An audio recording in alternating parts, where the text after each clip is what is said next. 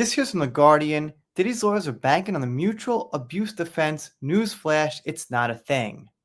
So the claim is that these experts say there's no such thing as mutual abuse, and that, I guess, basically, the person defending themselves and fighting back isn't mutual. I'm not sure if they say the person or the woman actually, but it shouldn't really matter. Most men are stronger, that's a fact, probably even somewhere around 85 to 90%, but that doesn't account for every single case it could possibly happen. But anyway, let's see what the Guardian's got to say. Sean Diddy's not safe for work and racketeering trials underway, and the music mogul's lawyers have given us a glimpse of their strategy. Okay. In a statement to the judge, the defense attorney, Mark Anglifield, said they plan to take the position that there was mutual violence in the relationship. Combs' lawyers also describe Ventura, the prosecution's star witness, as strong, with a nature of violence and capable of starting physical confrontation. Now, I listened to some things about the trial, and I gotta say, there was some weird things going on with Cassie and how she reacted after that famous incident in the hall where we saw Diddy, roughing her up.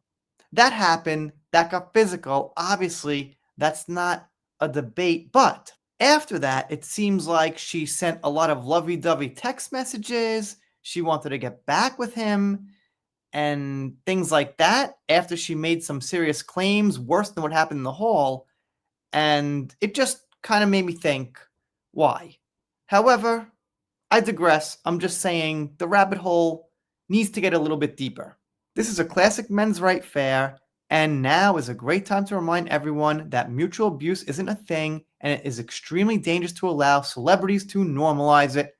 Once again, I just don't think that what happens between celebrities is going to trickle down to normal, everyday people in court.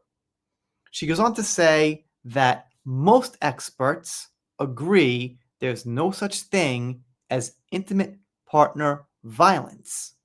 She says that, in fact, it's impossible for both members of an unhealthy relationship to have equal power, that abusers might use the concept of mutual abuse to blame the people they abuse for their harmful behavior, and that victims may fight back, defend themselves, or attempt to regain a sense of control. All right, so she doesn't actually break it down like the woman can't be the abuser. She's just saying there's no mutual abuse. I'm not so sure by the laws of physics that could actually be correct. I mean, let's take a husky woman, very big, 200 pounds, and she marries a wimpy guy. Argument's sake. It's probably rare, but they're out there. And let's say this guy is like 140 pounds. She's heavier, she's stronger, and they're both just kind of roughing each other up. I just don't see why that's an impossibility. You can't make a claim about a physical, mathematical impossibility with some experts and jargon. It doesn't work that way. Physics says the woman can be bigger and stronger, and the man can be smaller, and they could go at it. So you really just can't say there's no such thing. You could say, in the majority of cases, even the vast majority, it's probably not mutual most of the time. Okay, maybe, but you just can't say it's not something that exists. That's hogwash. Here's where we get a hint about what's going on here. I bet this person's an Amber fan.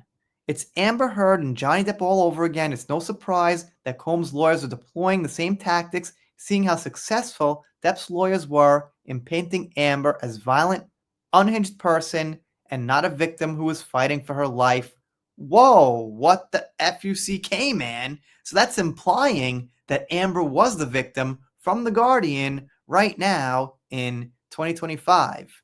I'm just going to say, here's the author, and if I had to guess, her political association, well, it will be leaning the way that I keep saying are the Amber defenders.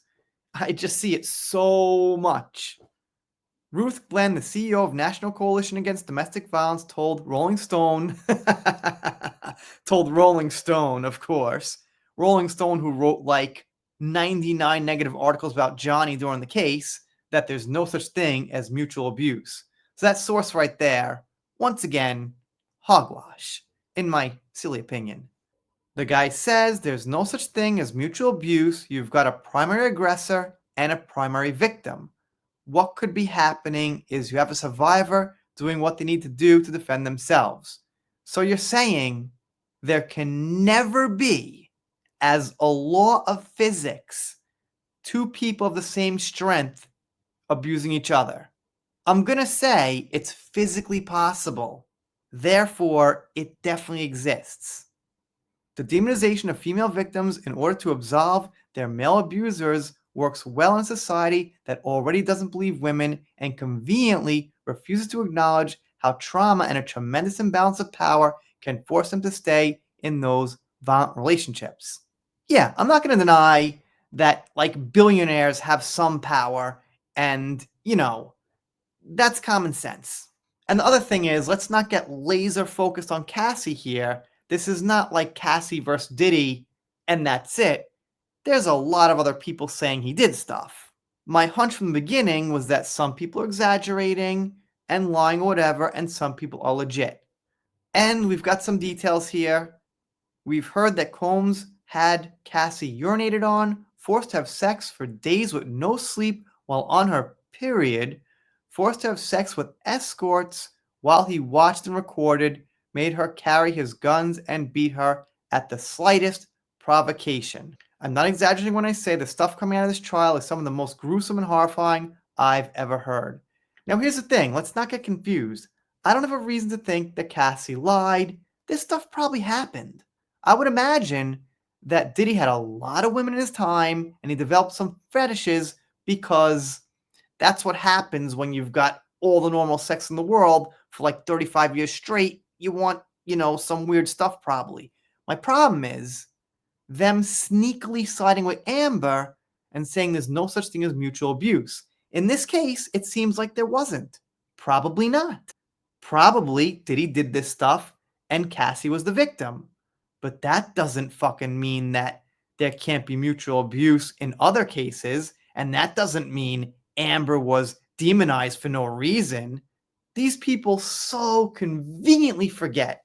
Amber's got a manslaughter charge, more carelessness than deliberate, but she still got it. She has an arrest. She abused her ex. She cut off Johnny's finger. And aside from that, we've got reasons to believe she would get violent. She shows up drunk and high a lot. So let's not just say, oh, there's no such thing as mutual abuse. Remember, Amber was a victim. She says the game's rigged against women. And, you know what? Again, I think it's generally who's got all the billions and billions. If there's ever a case where there's a woman who's got like billions and billions and the guy is just some dude, which generally doesn't happen because women tend to marry up, not down. But if it does happen, I'm pretty sure she'd be able to get the better lawyers, the better defense, and have her day in court. Also, this article I think is speaking too soon because we're not at the end of the line yet. Anyway, let me know what you think in the comments. If you don't subscribe here, I'll be sad, but I'll get over it. Done here for now. See you next time.